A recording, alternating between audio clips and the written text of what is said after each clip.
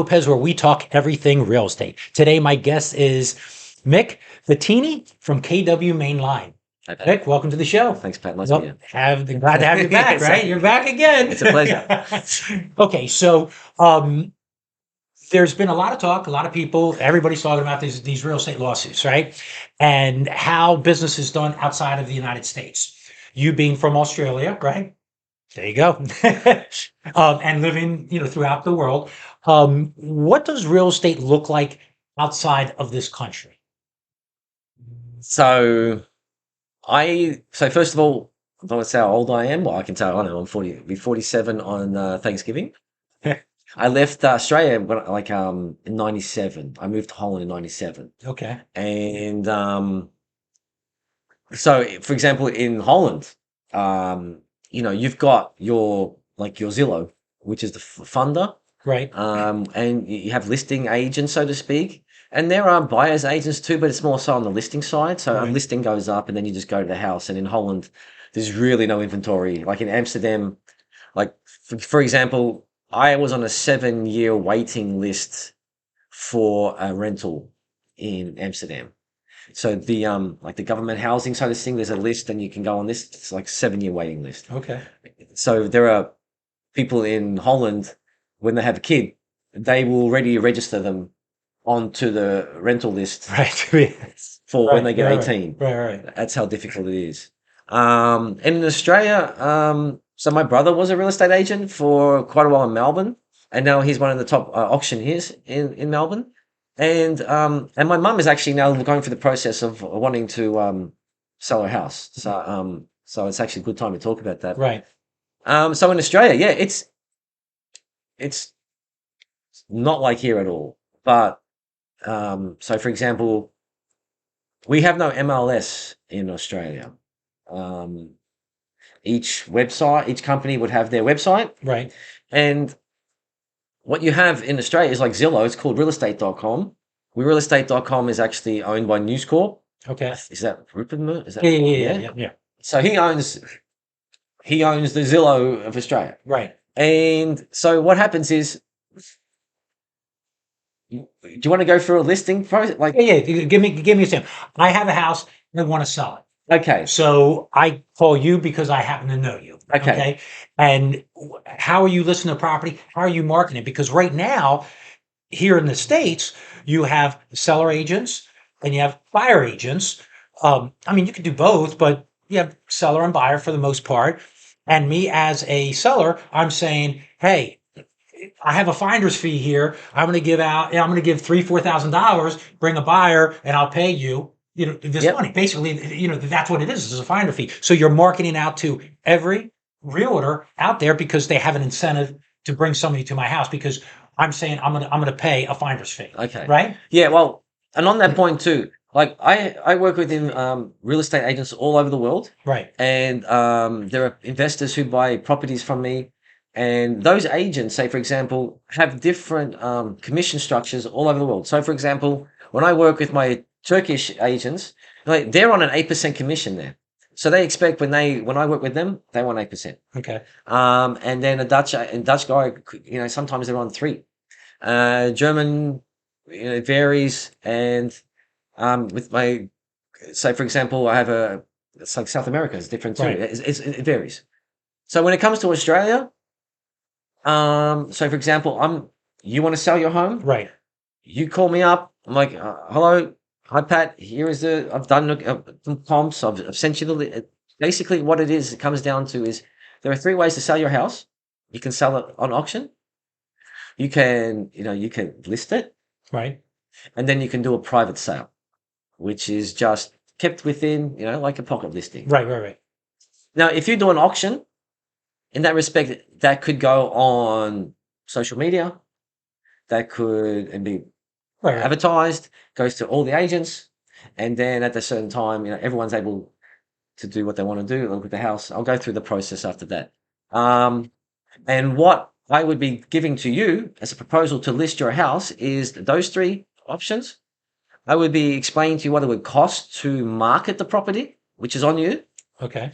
And then we can't say standard because, right. But what my mother has now is a 1.5% commission. But she's paying to market it potentially, right? She's paying the marketer too, and that marketing cost is around $6,000. Okay. Okay, and now she's got and then so the realtor's commission is 1.5%. Now there are buyer agents in Australia, there are sellers agents, there is all of that, and I think that maybe the fear or the misconception or what's going to happen here is change. It's just going to go to like commercial real estate's done in that respect, Right. and which really happens here. So in that respect, you say, okay, Mick, I want to list my house. I want to go to auction. I want to do an auction. Okay, great. So that process, then we have to get the house ready, market it, get all the photos, get everything ready, and then we don't have an MLS. I put it on my company site, but then I got to go on realestate.com. Right. Now, if people think the MLS sucks or that sucks, and they want to go and put stuff on Zillow and leave it there, well, then it's going to be a world of pain. Right. For example, realestate.com in Australia, in Melbourne, have different prices for listing in different areas. So if you go to a rich or fancy or higher income part or whatever, Right. find the house, it could be 10,000 to 6,000. And if you go to an area where the houses are at a different price range, that could be 2,000. So depending on where you list your property, realestate.com is going to charge you a different listing fee. Oh. Then the brokerage themselves pay a subscription fee. So that means that when they list on realestate.com, is not as much. Right. So if a sale by owner wants to do it, it's even more expensive Right. to list on your own. So then we put it on there and we say, let's say it's November the 1st and auction's going to be December the 1st. During that period, buyers are welcome to do their inspection. Buyers are welcome to do whatever they want to and look in the house, Right. do their own inspection. And then come December 1st, when auction is on, that's when, that's the auction. That's when you go and buy the home. And that's when everyone's bidding on it. So it sounds like to me, if you do an auction, if I'm doing an inspection, I'm spending money and I have no clue if I'm going to get the home. Correct. Right. So here, I'm doing a home inspection after I'm under contract. Correct. So now there are companies that say, they'll pay the inspection. Okay. And then it's done. But, they're using that as, as their basis. Right. But some might just say, yeah. Okay. And then if I'm paying, because I'm just reading all the stuff from the class action lawsuit, they're saying, hey, 1.5% commission, but they're not talking about the other fees. So if I have to pay advertisement to market the property, well, that's the same as if I pay a realtor 3%, because the 3%, they're marketing the property. They're taking professional photos. They're doing virtual tours. They're putting it on the MLS. They're blasting it everywhere to get that foot traffic to come look at the home. So from what you're saying, it doesn't sound, you're not comparing apples with apples, because if you take the marketing fee and the real estate commission, it could be pretty much the same as what we pay here. Well, okay, so my mum's house is going to be between 700 and 770,000. Okay. And 1.5%, like $7,000. Right. So and then you've got $6,000. Okay, so it's not as much, right? No, not if it's a higher price, but if it was 150,000, then oh yeah, but there's no how that doesn't exist. Yeah, we're not in Philadelphia. Oh mate, you basically in Melbourne, you'll find that just a teardown will be $1 million. Okay. So, but that's the thing here too. It's always been negotiable before. Right. Like, for example, I've had a few houses that I've sold for residential houses. Right. And, it was $1 million house. But this guy wanted 1.8. And, I told him, mate, you got two hopes. You got Bob hope and no hope getting that.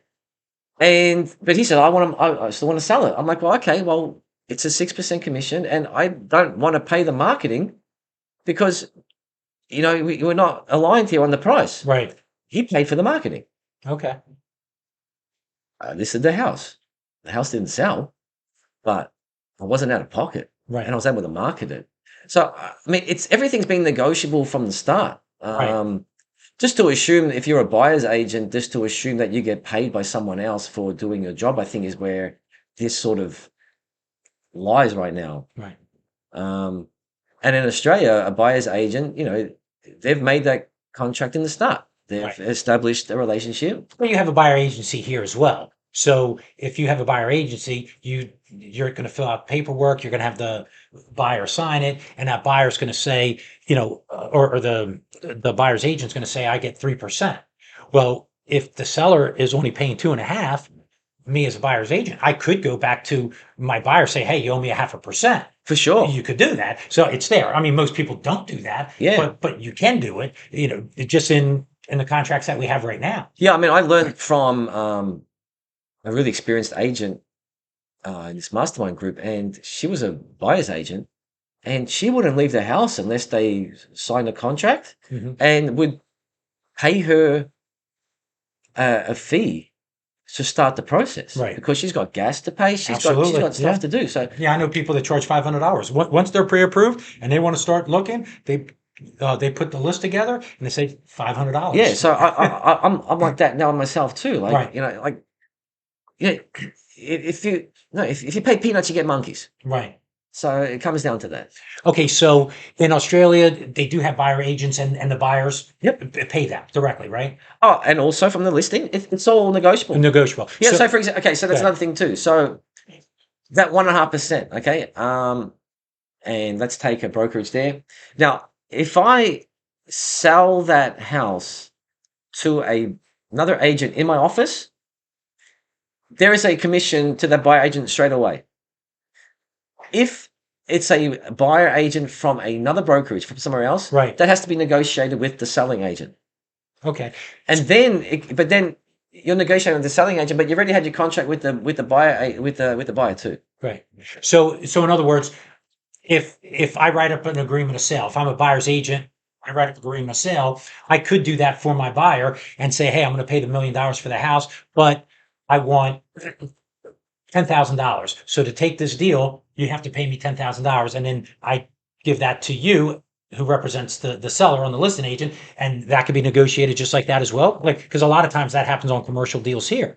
That the seller will for even when it comes to like $1 million listings, with $1 million listings, there'll be agents who are buyers agents specifically who Right. will just charge a flat fee. Right. Like, this is the flat fee for finding my house. If it takes 30 days or it takes 300 days, and they will just set a fee. And you can do that also as a listing agent. Right. But if I'm the buyer's agent, I'm going to say, hey, I'm going to charge you a flat fee. Yeah. I could also write in the contract, couldn't I, asking the seller to pay my fee? Couldn't I? Well, because on commercial here in the States, yes, you could have a commercial deal where you need a co-op, buy a co-op. Yeah. Right. You have a commercial deal where the seller says, I'm not paying anything. But then when I turn around and I put the offer in and say, hey, my client wants to buy this, 20 unit apartment building, he'll take it. But, you're paying my commission, and that's just part of the transaction, just like any kind of like a seller assist or anything else. You're writing that in the contract or no? Well, I don't think that anyone is forced doing that? Well, I don't think anyone's really forced to pay anyone, really. No, you don't have to. You Like can turn down a deal. Yeah, but the seller has agreed to a certain percentage on the commission. And for his agent or her agent. And that agent then has to decide what to do with that commission. They might also have in the commission that they already tell them that I'm going to get, like, I've had deals where I get 2% and the other agent got 4% just to close the deal. Right. I'll even change my MLS listings to 1 and 5 sometimes just so I can get the darn thing sold. Okay. Well, that's here, but okay. So. But when you talk about in Australia, there's nothing like if a buyer agent is going to get something guaranteed from another agent. It's like there's nothing like that. Okay. Like I said, if an agent's in the office is listed it, another agent in that office, they're entitled to some commission without any negotiating, without asking. But if it's outside that, you can go to the agent and ask. Chances are they'll say no. Right. But there's a lot of camaraderie too there, where people help each other work things out. Now, do you find that two questions? One, buyers, do you feel that they get the proper representation in Australia if they don't have necessarily a buyer's agent? Well, there are buyers agents, but does everybody have them? Like here, pretty much everybody has one. Well, I don't think that it's pretty subjective to say, but it happens. But for example, the only difference is that buyers are welcome to do all their due diligence before they go and put an offer in. No, I get it, but here too, like a normal buyer here, if they put an offer in, you're going to have your home inspections, radon, all that kind of stuff. Yeah, that's the way. Yeah. But do they really know the timetable? Like, hey, you have 10 days to do it. Do they know if that home inspection comes in? Do they know how to negotiate that? If the appraisal comes in less, do they know how to renegotiate the sell price? I mean, there's like if you're a buyer, especially first-time home buyers, you may not be savvy enough to understand, all that and be able to, in reality, do that. Well, I think that the system here is messed up, to starters. Don't sugarcoat it now. No, go ahead. What do you mean? Well, if I want to sell this house on December the 1st, right? Everyone should do their due diligence before December the 1st. So go look at the house, go inspect it, go underneath it, do all that stuff. But on December 1st, come with the number and let's sell the house. And from December 1st, you go on the contract. The next step is you get you should have your funding already approved, or else you wouldn't even be there to auction. Right. And then it's a matter of just getting a free and clear title. Okay. But here, the amount of the dodginess that I have to deal with, okay, it's cash. Okay, you go on the contract. Then we're gonna get a lender, or we're gonna do half, and then you've got all these contingencies in place. Once you go on the contract, let the circus begin. It's nuts. Probably sometimes for me, the easiest part of the process is just getting it on the contract. Right. That's easy. But it's there's a lot that can go wrong here that should happen before. Right. And I just feel like as if we're so quick to, lock things in, but they're not really locked in. You're just trying to get people to sort of commit. But, right. Because you can always get out on the home inspection or mortgage contingencies, different outs. Yeah. So I mean, I'm now trying to get sellers to do your inspection first, and by someone who's licensed, but still a buyer wants to get their own inspection. And you're even seeing now people aren't even doing inspections, which to me is just ludicrous. Right. I would never and that's scary in itself. But if you're asking that question about representation, look what's happened here for the past 2 years. Have you people are waiving into buyer agents are telling their clients to waive inspections. Right. So what kind of representation is that? Right.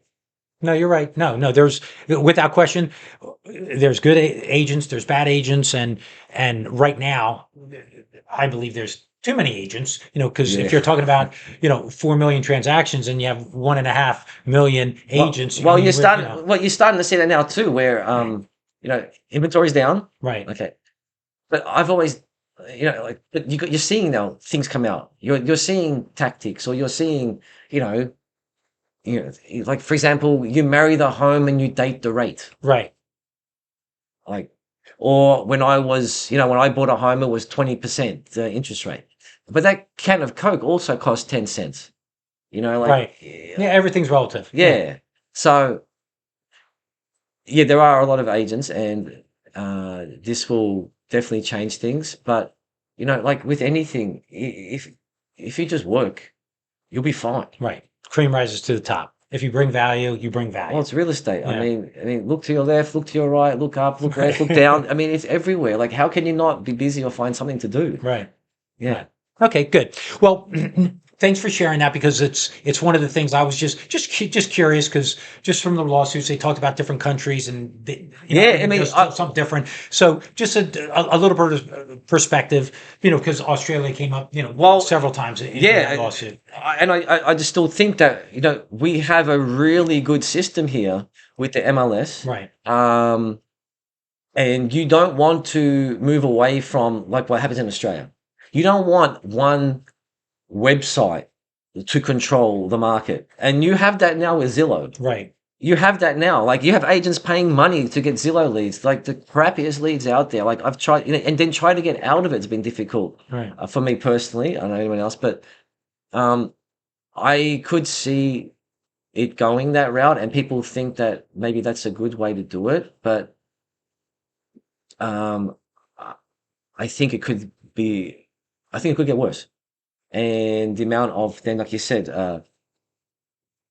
representation. Right. Like, how does that look at the end of the day?